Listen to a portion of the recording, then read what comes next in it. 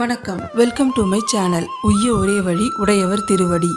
தசாவதாரத்தின் 3வது அவதாரமான வராக அவதாரத்தை நாம் இன்று பார்ப்போம். பிரளயத்திற்கு பிறகு புதிய சகாப்தம் தொடங்கிய போது பிரம்மா படைப்பு தொழிலில் ஈடுபட்டார். பூமி தேவி அண்டவெளியில் மறைந்து போனாள். முதலில் ருத்ரனை படைத்தார். பின்பு சுவாயம்பு மனுவும் சதரூபாவும் உருவானார்கள்.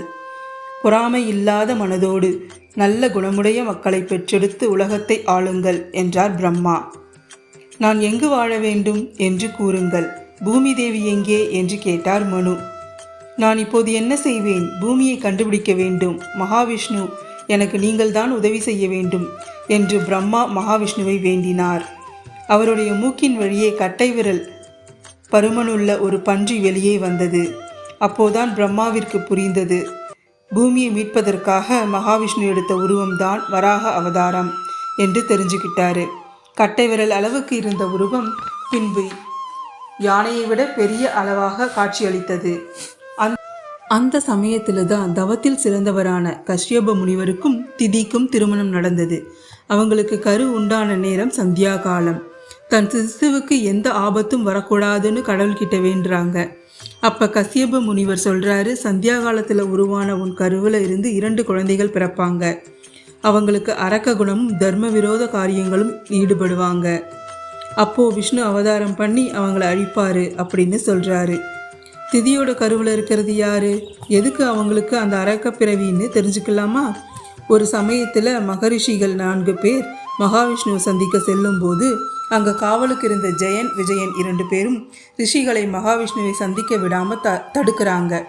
அதனால் ரிஷிகளுக்கு கோபம் வந்து பூலோகத்தில் பிறக்க கடவுது என்று சாபம் கொடுக்கறாங்க. அந்த இடத்துல மகாவிஷ்ணு தோன்றி அவங்க கொடுத்த சாபம் சரின்னு சொல்கிறாரு. 7 ஜென்மத்தில் தன் பக்தர்களாக பிறந்து அதன் பின் என்னை வந்து அடைகிறீர்களா, இல்லை 3 பிறவிகளில் என் எதிரியாக தோன்றி அதன் பின் என்னை வந்து அடைகிறீர்களா என்று கேட்பார். 7 ஜென்மங்கள் எங்களால் உங்களை பிரிந்திருக்க முடியாது. 3 ஜென்மங்களில் உங்களை பிரிந்து எதிரியா தோன்றி உங்கள் கைகளாலேயே எங்களுக்கு மரணம் ஏற்பட வேண்டும் என்று கேட்பார். அதன் விளைவாகத்தான் திதியின் கருவில் வளர்கிறார்கள். அவர்களுக்கு இரண்யாட்சன், இரண்யகசிபு என்று அவர்களுக்கு பெயர் வைக்கிறாங்க. ரொம்ப சீக்கிரமாக பூதாகரமாக மலை போல வளர்றாங்க. 3 லோகமும் அவங்க செய்கிற அட்டுழியத்தில் நடுங்குது. இரண்யாட்சன் தேவர்களை ரொம்ப கஷ்டப்படுத்துகிறான். அதனால தேவர்கள் எல்லாம் காணாமல் போயிடுறாங்க. வருண பகவானை சண்டைக்கு அழைக்கிறான். வருண பகவானுக்கு தெரியும் நம்மளால் இவங்கிட்ட சண்டை போட முடியாதுன்னு. அதனால் தந்திரமாக உன் கூட சண்டை போட தகுந்தவர் மகாவிஷ்ணு தான்னு சொல்லி அனுப்புகிறாரு. இரண்யாட்சனும் மகாவிஷ்ணுவை தேடிக்கிட்டு வைகுந்தத்துக்கு போகிறாரு.